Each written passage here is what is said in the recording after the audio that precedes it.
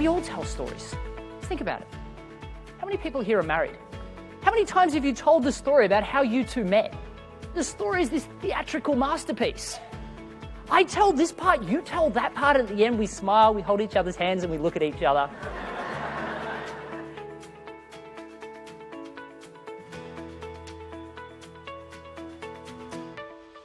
Confuse the customer, lose the sale. Now sure, I get it. What you're telling them sounds simple to you. For you, the devil is in the detail, the tech jargon. What I want you to do instead, I just want you to tell them a story. What we need to be thinking about are what are some of our best customer success stories, and how can we utilize those to tell clients to close more deals in shorter sales cycles. Since Matt has left and we've continued our practice, the board themselves have increased their ability to get wishes sponsored by another 15%.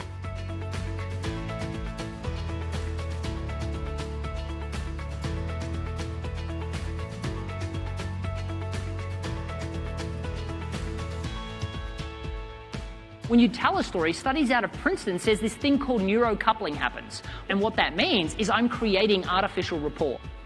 People remember 22 times more information when embedded into a story.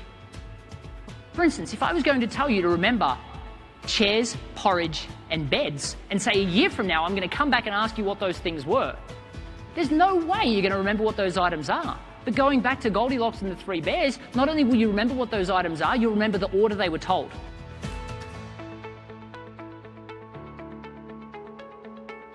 How much time are you spending chasing clients, following up with them, and potentially not getting the sale because you don't have these well-prepared stories that help the customer know that you can deliver?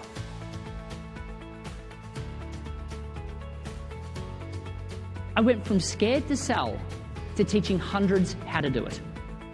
Now, thanks to my best-selling book, The Introvert's Edge, I get the opportunity to teach thousands. You need to have a very refined sales script that leads to an objection, like the commercial real estate company. That objection leads to telling a story. We're speaking to the logical mind. And the problem with that is the logical mind's listening and thinking, that's not going to work for me. The emotional mind, however, loves stories. They hear a story and they're like, story time!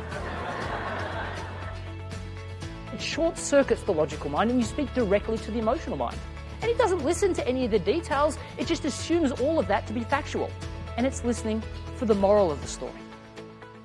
Now, the moral of the story is that the customer had a successful outcome working with you.